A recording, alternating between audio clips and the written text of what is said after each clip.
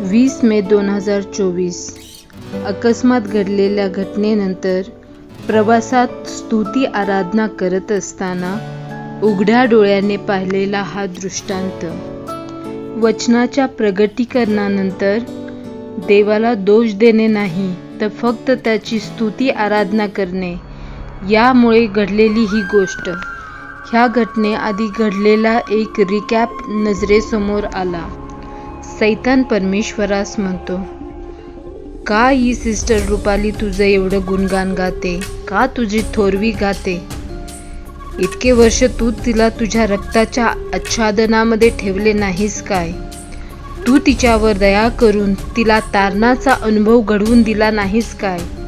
तिच्या जीवनाला हर्षभरित करून तिच्या सर्वस्वाचं रक्षण तू आतापर्यंत करत आला नाहीस काय? फक्त याच कारणास्तव ती तुझं गुणगान गाते. कुठलीच आपत्ती, विपत्ती, संकटकाळ, दुर्घटना ह्या गोष्टी तू तिच्या तंबूजवळ येऊ देणार नाहीस. आणि तू जो तिचा रक्षण करता सर्वसमर्थ सेनाधीश परमेश्वर आहेस, त्या तुझ्या नावाचा ती अभिमान बाळगत नाही काय? जेव्हा तिच्यावर प्रसंग येईल मग बघ किती ती तुझं उपकार स्मरण करते, का तुला दोष लावते.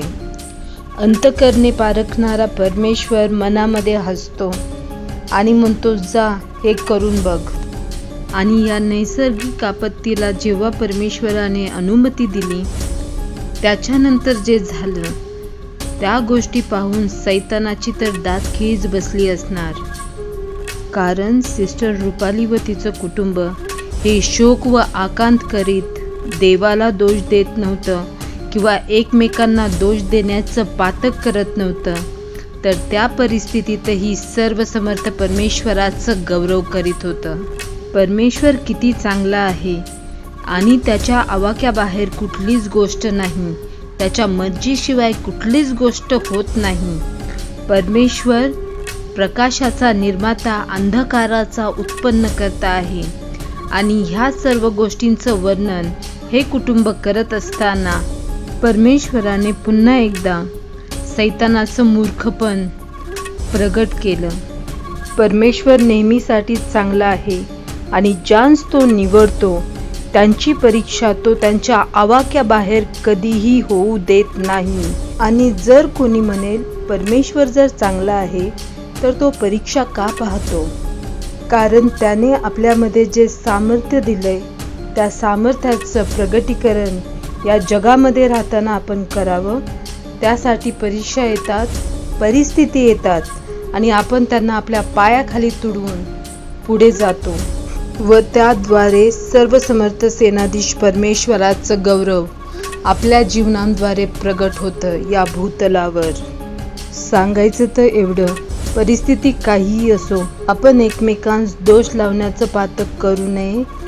आणि सर्वात महत्त्वाचं म्हणजे देवाला दोष लावून स्वतःवर श्राप ओढून घेऊ नये.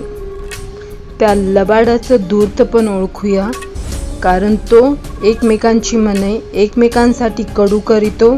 आणि ज्या वेळेस तो देवाला दोष लावण्यासाठी आपल्याला फूस घालतो आणि आपण जर असं करतो तर त्याला हे नक्कीच माहीत आहे की जो कोणी देवाला दोष लावतो त्याच्यावर श्राप येतातच येतात.